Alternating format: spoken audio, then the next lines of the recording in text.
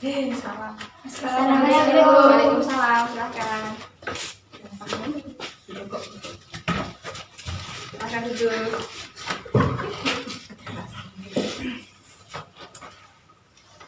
Baik, bisa kita mulai? Sebelumnya, Bismillahirrahmanirrahim. Assalamualaikum warahmatullahi wabarakatuh. Waalaikumsalam warahmatullahi wabarakatuh. Baik, sebelumnya saya ucapkan terima kasih kepada teman-teman semua yang telah menyempatkan waktunya untuk hadir di tempat ini untuk melaksanakan konseling kelompok. Sebelum memulai, alangkah baiknya kita berdoa terlebih dahulu. Berdoa dimulai.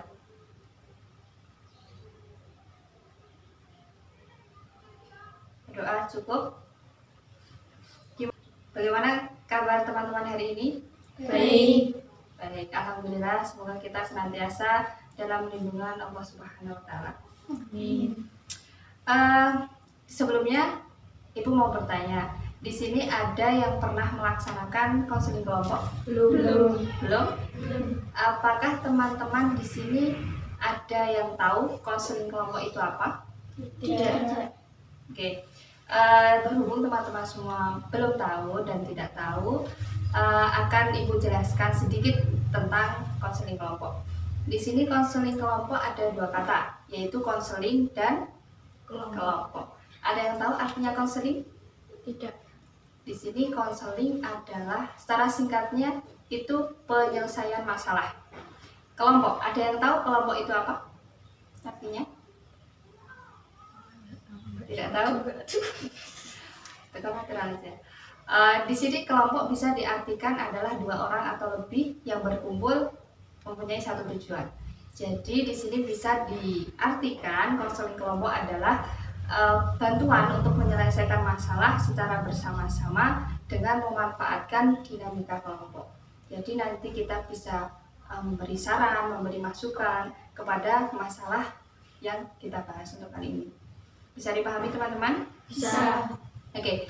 Dalam konseling kelompok ini diharapkan teman-teman kesini adalah dengan rasa sukarela. Jadi teman-teman tidak dipaksa, dengan sukarela bisa menceritakan masalahnya dengan terbuka, tidak ada yang ditutup-tutupi, karena ada satu yang paling penting. Di dalam konseling kelompok kita harus bisa menjaga kerahasiaan. Jadi apapun masalahnya di dalam kelompok ini tidak akan keluar kemana-mana. Bisa dipahami teman-teman? Bisa. Jadi teman-teman tidak boleh menceritakan apapun kepada orang lain setelah konseling kelompok ini selesai. Jadi yang tahu masalahnya hanya kita yang berada di sini. Paham ya? Paham. Baik. Sebelum memulai, alangkah baiknya kita perkenalan dahulu. Dimulai dari saya. Perkenalkan, nama saya Vivin Maniananda. Teman-teman semua bisa panggil saya Bu Vivin. Silakan, perkenalan dimulai dari siapa? Saya Bu. Silakan. Perkenalkan, nama saya Cindy Sabiasa. Kalian teman-teman bisa panggil saya Cindy. Oke, Mbak Cindy ya. Selanjutnya. Perkenalkan, nama saya Devi Novitasari. Teman-teman bisa memanggil saya Devi. Oke, Mbak Devi. Selanjutnya.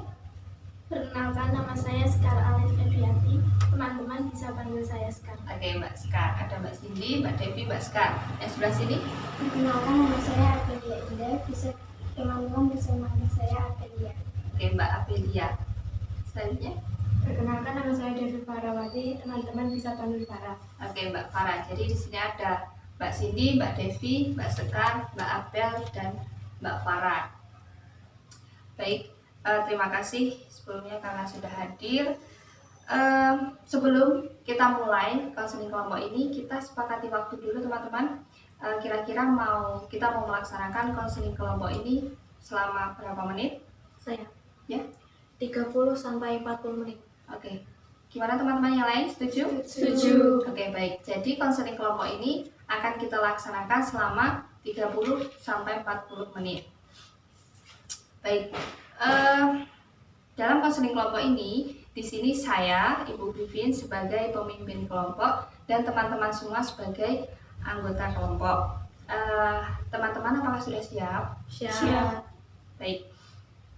Jadi di sini teman-teman nanti bisa mengutarakan masalah apapun secara terbuka, secara gamblang ya istilahnya, tidak ada yang ditutup-tutupi. Di sini kita santai saja. Teman-teman bisa mengutarakan tentang belajar, pribadi, sosial, dan karir. Jadi tidak hanya masalah belajar, teman-teman semua bisa menanyakan tentang apapun itu. Sebelum memulai, kira-kira dari teman-teman semua yang ingin mengutarakan masalah terlebih dahulu siapa? Saya, Baik, Mbak Abel silahkan. saya mempunyai masalah teman sekolah saya selalu mengganggu konsentrasi belajar saya saat di sekolah. Tidak tahu karena apa mereka sering mengambil pulpen saya saat saya belajar. Oke, baik. Jadi masalahnya Mbak Abel adalah ketika Mbak Abel sedang belajar di kelas, Mbak Abel sering diganggu dengan cara mengambil pulpen. Jadi ketika Mbak Abel menulis, pulpennya diambil seperti itu? Iya. Biasanya yang melakukan itu satu siswa, satu anak atau berkelompok? Berkelompok. Oh, berkelompok. Jadi hal tersebut terjadi berkelanjutan setiap hari, Setiap sekolah. setiap masuk sekolah ya. Oke, baik. Yang selanjutnya Saya, Bu, silakan Mbak Devi. saya mempunyai masalah saat di sekolah. Saya pernah diganggu oleh kakak kelas. Jadi saya mempunyai masalah oleh kakak kelas dan saya sebagai adik. Saya adik kelas. Jadi Mbak Devi ini sekarang duduk di bangku kelas 7. Jadi Mbak Devi adalah masalahnya mempunyai kakak kelas yang kurang nyaman. Iya. Jadi ketika Mbak Devi di kelas atau di lingkungan sekolah, Mbak Devi merasa tidak nyaman karena Karena kakak ada kelas. kakak kelas. Oke. Apakah Mbak Devi ada masalah sebelumnya? Ada. Ada. Apa sekarang sudah selesai? Sekarang sudah. Akan tetapi hubungannya Tetapi hubungannya belum akrab kayak sebelumnya. jadi Mbak Devi ini mempunyai masalah di masa lalu, tetapi sebenarnya sudah selesai. Akan tetapi untuk saat ini masih agak nggak nyaman, agak canggung. Oke, baik. Silahkan selanjutnya. Saya, Bu, Silahkan Mbak Sekar. saat di sekolah saya terganggu oleh teman kelas lain. Jadi masalahnya Mbak Sekar adalah terganggu oleh teman kelas lain. Iya. Terganggunya seperti apa Mbak Sekar? Seperti dipandang sinis. Jadi masalah Mbak Sekar adalah ketika ada teman kelas lain memandang Mbak Sekar itu seperti kesannya sinis seperti itu. Iya. Apakah Mbak Sekar punya masalah sebelumnya? Tidak. Tidak punya. Oke. Silakan yang lain. Saya, Silakan Mbak Pan. Masalah saya saat pembelajaran daring tidak ada sinyal yang bagus dan saat pembelajaran saya tidak paham. Jadi masalahnya Mbak Farah adalah ketika pembelajaran secara online, Mbak Farah susah koneksi ya, susah sinyal. Jadi Mbak Farah tidak paham atas pelajaran yang dipelajari. Ya. Oke, baik. Silahkan selanjutnya. Saya, Bu. Silahkan Mbak. Jadi masalah saya, teman saya sering ramai jika ditinggal oleh guru. Oke. Jadi masalahnya Mbak Cindy adalah ketika guru meninggalkan kelas, suasana kelas menjadi ramai. Ya, hal tersebut menjadi umum karena apalagi anak-anak yang mungkin mereka kesepian, mereka akan mencari ulah, akan berulah ramai tentunya dengan teman-teman yang lain. Dan mungkin seperti Mbak Cindy yang ingin belajar sungguh-sungguh, ingin mendapat ketenangan, justru malah terganggu oleh teman-teman. Baik. Dari kelima masalah ini, karena keterbatasan waktu ya teman-teman, jadi kita akan membahas satu masalah dulu untuk pertemuan kali ini. Jadi nanti kita akan membahas satu masalah yang sekiranya paling berat, yang memang harus dibahas pada pertemuan kali ini. Bisa dipahami teman-teman? Bisa. Jadi mungkin masalah teman-teman yang lain akan kita bahas di lain waktu. Kira-kira nih, menurut teman-teman, masalah siapa yang akan kita bahas kali ini? Saya Bu, menurut saya masalah paling berat punya Mbak Farah Bu. Punya Mbak Farah. Ada yang lain? Saya Bu, Ya, Mbak Bel. menurut saya juga punya Mbak Farah. Mbak Farah. Ada yang lain? Gimana teman-teman jika punya Mbak Farah yang kita bahas untuk kali ini? Setuju. Setuju. Untuk Mbak Farah, kira-kira Mbak Farah bersediakah untuk masalahnya dibahas kali ini? Bersedia. Oke, baik. Masalah yang kita bahas kali ini adalah masalah punya Mbak Farah. Mbak Farah tadi mempunyai masalah kesusahan koneksi ya. Ya, jadi masalah Mbak Farah ini adalah ketika pembelajaran online di rumah secara daring, Mbak Farah kesusahan koneksi, susah sinyal, maka dari itu Mbak Farah tidak dapat memahami apa materi yang disampaikan dan mungkin Mbak Farah susah mengerjakan tugas karena tidak tahu informasi. Ya. Ya, baik. Mungkin dari teman-teman ada pertanyaan, tanggapan untuk Mbak Farah untuk memperjelas masalah. Saya Bu, Silakan Mbak Sekar. apakah di rumah Mbak Farah tidak ada wifi? Kira Mbak Farah, silakan. Sebenarnya saya sudah bilang kedua orang tua saya untuk memasang wifi, tetapi kedua orang tua saya malah memasang wifi di rumah nenek yang lebih jauh dari rumah saya. Baik, jadi Mbak Farah ini sebenarnya sudah memasang wifi, tapi malah dipasang di rumah nenek. Yang rumahnya di mana Mbak Farah? Kali ini Oh, di Kali Bening. Kali Bening itu jauh dari sini ya? jauh. Oke, ada pertanyaan lain teman-teman? Saya Bu, Silahkan Mbak Bella. lalu bagaimana jika ada tugas lewat WA Group sedangkan Mbak Farah tidak mempunyai sinyal yang bagus? Silahkan Mbak. Saya menumpang di rumah tetangga yang ada sinyalnya bagus dan menanya teman satu kelas. Jadi ketika ada tugas dari grup, itu Mbak Farah tahunya itu dari teman, atau mungkin Mbak Farah numpang di rumah tetangga yang ada sinyalnya. Ya. Oke. Mbak Farah belajarnya lewat Zoom, lewat WA atau seperti apa? WA. WA grup. Iya. Baik. Ada pertanyaan lain teman-teman? Ada pertanyaan teman-teman? Ada yang Saya lain? Bu, Iya. apakah nilai Mbak Farah dalam kondisi seperti ini dapat meningkat? Silakan Mbak Farah. Saat pembelajaran daring nilai saya menurun. Selama daring berarti nilainya Mbak Farah menurun. Ya. Kalau boleh tahu nih, sebelum daring atau sekolah biasa, itu Mbak Farah peringkatnya seperti apa? Mendapat peringkat 10 besar. 10 besar. Setelah daring ini gimana kira-kira? Mendapat peringkat 20 besar. Jadi Mbak Farah ini sebelum COVID atau sebelum daring itu mendapat 10 besar. Tetapi setelah daring ini Mbak Farah mendapat 20 besar. Baik. Jadi itu beberapa pertanyaan dari teman-teman. Sudah cukup teman-teman? Sudah. Sudah. Untuk proses selanjutnya,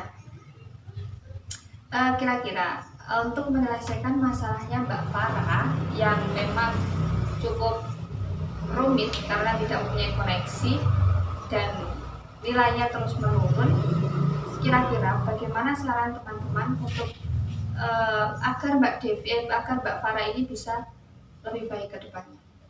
Silahkan teman-teman. Saya Bu, Silahkan Mbak Devi. bagaimana jika Mbak Farah mengganti kartu SIM-nya yang lebih baik sinyalnya?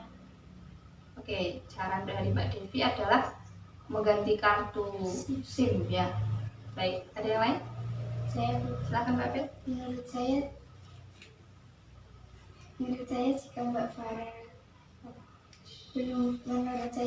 Farah belum paham materi, sering-seringlah bertanya kepada teman agar nilainya lebih bagus. Oke, jadi saran dari Mbak Abel adalah sering bertanya dengan teman yang mungkin dekat dengan Mbak Farah agar Mbak Farah dapat mengikuti tugasnya agar bisa mengirimkan tugasnya secara tepat waktu dan nilainya bisa lebih baik lagi.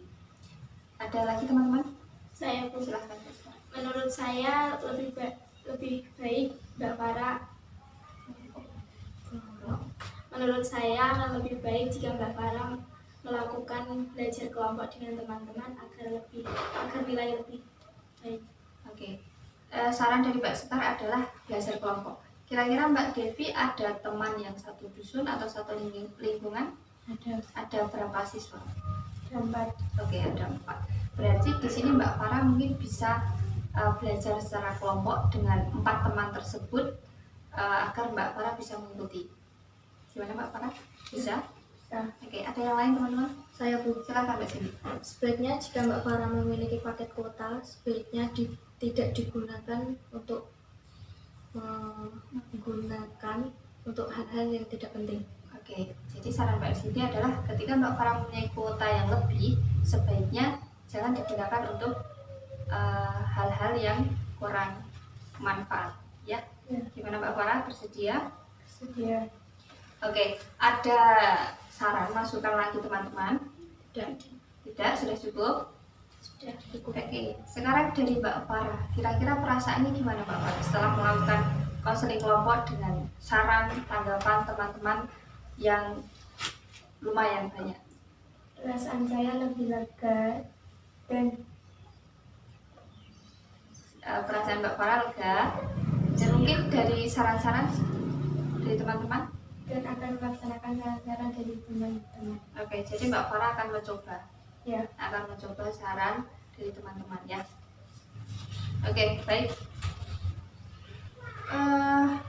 Mungkin ada hal lain teman-teman? Tidak, sudah cukup. Sudah. Apakah Mbak Farah untuk kedepannya bisa menjalankan saran dari teman-teman, masukan dari teman-teman? Ya.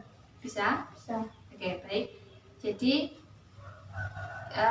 di sini diharapkan Mbak Farah sudah ada gambaran ke depan ya untuk masalahnya. Mungkin untuk kali ini masalah Mbak Farah yang sudah kita selesaikan.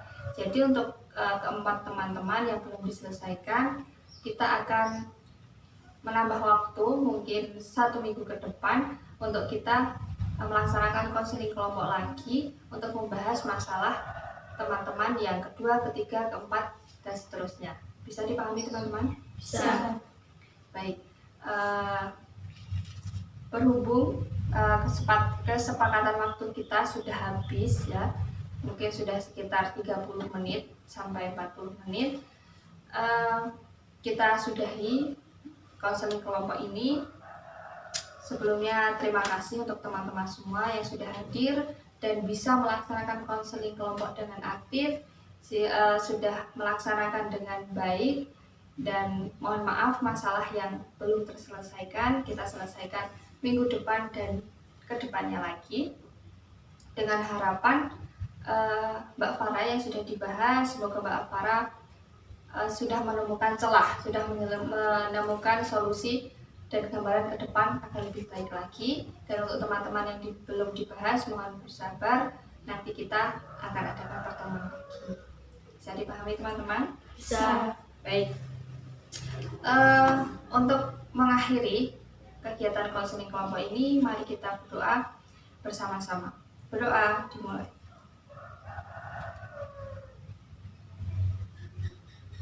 Berdoa cukup? Oke. Sekali lagi terima kasih untuk teman-teman semua atas kehadirannya.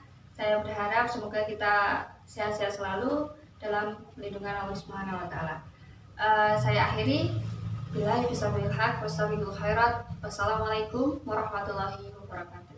Waalaikumsalam warahmatullahi wabarakatuh.